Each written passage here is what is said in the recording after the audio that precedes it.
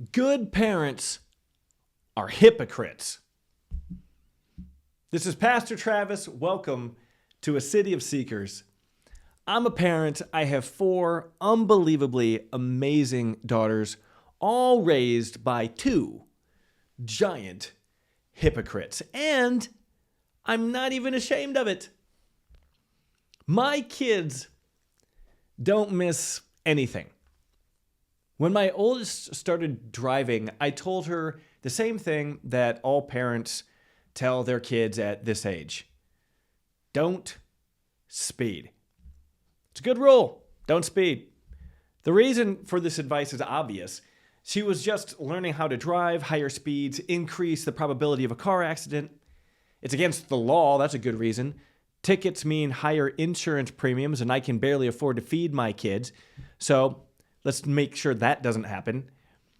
So the rule is what? Don't speed. Then came my hypocrisy. My 16-year-old was in the passenger seat of my car. We were on a 2-lane highway. I was in the left lane. For some of you listening right now, pay attention. That's the fast lane.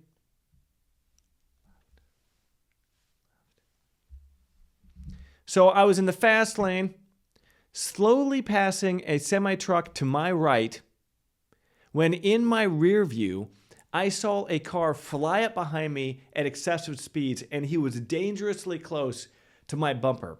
So then I accelerated well beyond the speed limit to pass the truck and get out of the fast lane.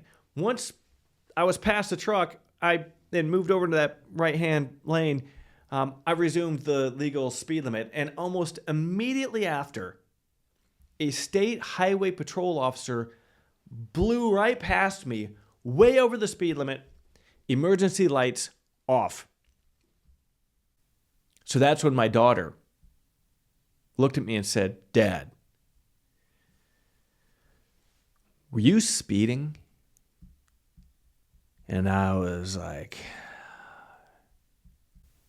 "Yep."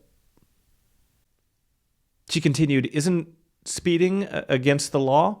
You told me not to speed."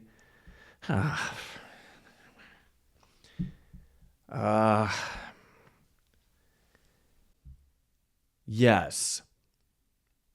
Yes, by the way, was for both speeding is against the law, and yes, I told you not to speed. She added, "The police officer was going even faster than you were.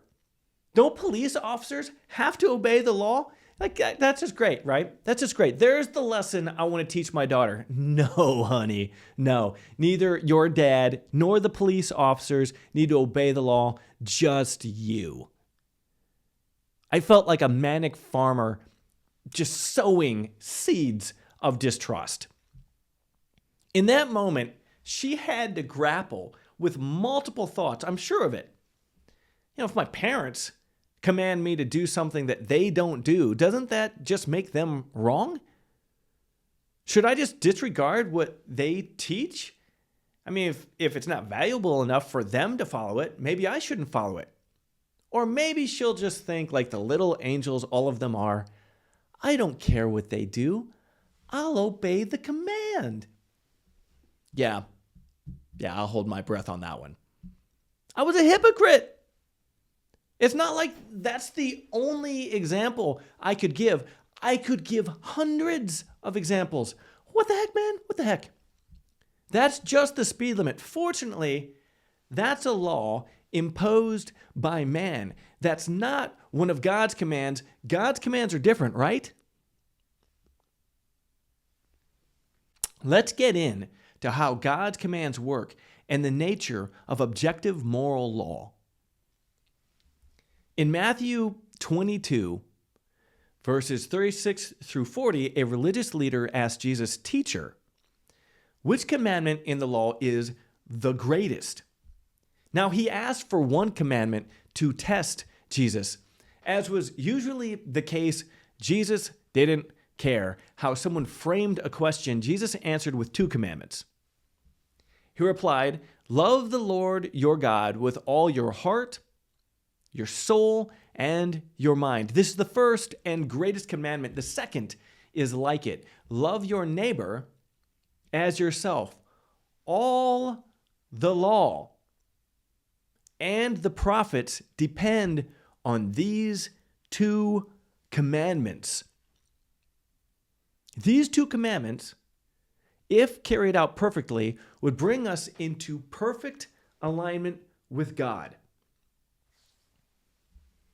Jesus made it clear all the law and prophets, all of them depend on these two commandments. Now, I've heard a number of people say, look, as long as you love God and love your neighbor, you're good. Like it's that easy. Like in the real world, it's never that easy. It's always more difficult than that. It's always more complex. You be the judge. We've covered some of these in previous episodes. Some provide for their neighbors and help make them stronger. The provision elevates their neighbor in some way. Others provide for their neighbor and make them weak. Their neighbors become dependent. Same action, wrong in one context, right in another. So if I asked you, is it love to provide for your neighbor, you would undoubtedly respond with, well, it depends. Exactly. It depends on a ridiculous number of factors. What good is it to advise someone to love God and love your neighbor without clarification? Those commands are simply too general. So more laws are added to clarify how we are to love God and love our neighbor. That will make things clearer, right? Maybe. Let's add a layer of clarity. Let's bring in the 10 Commandments. That will make things clear, right? I can't begin to tell you how many people have also said to me, look, as long as you follow the 10 Commandments, you'll be good. Right, sure. The 10 Commandments can easily be organized into two categories. How to love God, and you guessed it, how to love your neighbor, except that the 10 Commandments suffer from the same problem as the first two. Look, I know that some of you are going to hate this. Some of you are going to be terrified by what I'm about ready to say. I have to say it. Even the 10 Commandments are too general to follow perfectly. Deuteronomy chapter 5, verse 16. Honor your father and your mother, just as the Lord your God has commanded you to do, so that your days may be extended and that it may go well with you in the land that he is about to give you. To honor means to consider heavily, respect heavily your father and your mother, which sounds good. So let's just do that, right? Well, what if a divorced father and mother tell their daughter to engage in diametrically opposed tasks? Live with me, not her. Live with me, not him. What if the son of a drug dealer tells his son to do something terrifyingly evil? What if a mother advises her daughter to steal or worse? Would honor thy father and thy mother prepare a promised land for those children? Further, in the book of Samuel, Jonathan disobeyed his father Saul to protect the life of David. It's commonly attributed to Jonathan as righteousness because David was innocent. That's just one of the 10 Commandments. Quickly, let's scramble some brains here.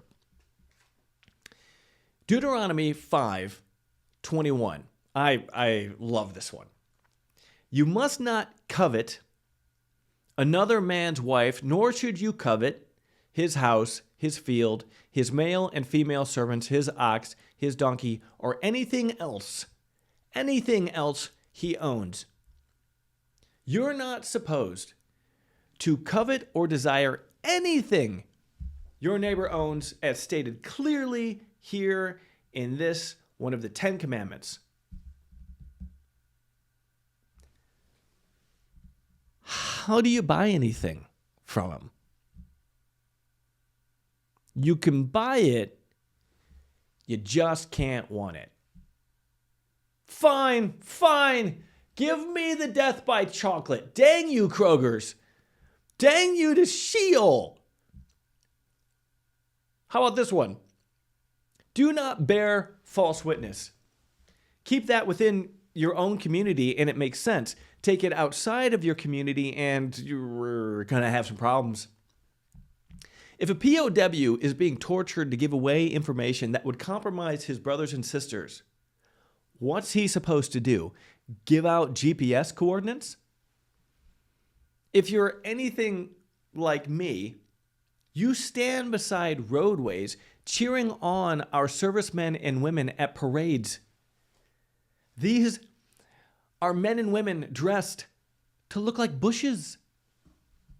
Lies. Warfare is subterfuge. You see it throughout the Old Testament. It's stealth bombers, it's deceit, it's secret missions, and we applaud and cheer. What's the other option? Lining up our troops like redcoats? Making things even more difficult, Jesus himself appears to break the 10 Commandments. Jesus healed a man on the Sabbath. How strict was the commandment concerning the Sabbath? Deuteronomy chapter 5, verses 12 through 14. Be careful to observe the Sabbath day just as the Lord your God has commanded you. On that day you must not do any work. You, your son, your daughter, your male servant, your female servant, your ox, your donkey, any other animal, or the resident foreigner who lives with you, so that your male and female servants like yourself may have rest. On that day you must not do any work. Any. I could go on and on with this. One commandment after another.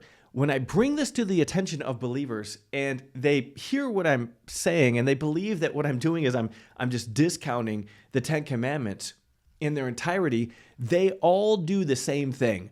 They defend the commandment by qualifying the command.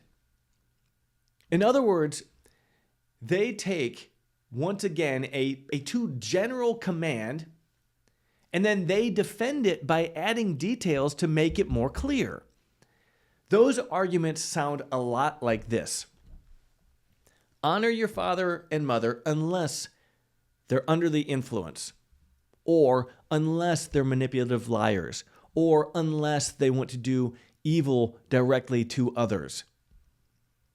Do not desire your neighbor's house unless, qualification, it is for sale, or unless it might go on sale sometime in the near future and you want to buy it first off, or unless some kind of mutually beneficial, consensual contract can be arranged.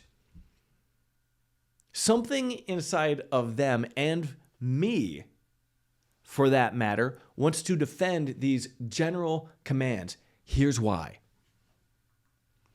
We know that there is something so right about the aim of these commands that we would rather accept them with their flaws than disregard them entirely. We know that there is something so right about the aim of these commands that we would rather accept them with their flaws then disregard them in entirety. And that is exactly right. For a child to disregard honor thy father and thy mother in its entirety would spell disaster for most. In the times of Moses, it would divorce a child from his or her tribe in the middle of the desert. That's game over, folks. Today, fail to honor well-intentioned parents and a child risks a great deal by dismissing their experience and their loving guidance. The aim of the law is exactly right, whereas the letter of the law comes with exceptions. The same goes for covetousness, as we like to call it. To covet or desire that which you should not or cannot have will produce envy and will make you sick at best, murderous at worst. Think Cain and Abel, David and Bathsheba. The aim of the law is exactly right, whereas the letter of the law comes with obvious exceptions. The same goes for the Sabbath. Jesus made this clear. There is no way to defend Jesus' actions based on the letter of the law. Do not do any work. However,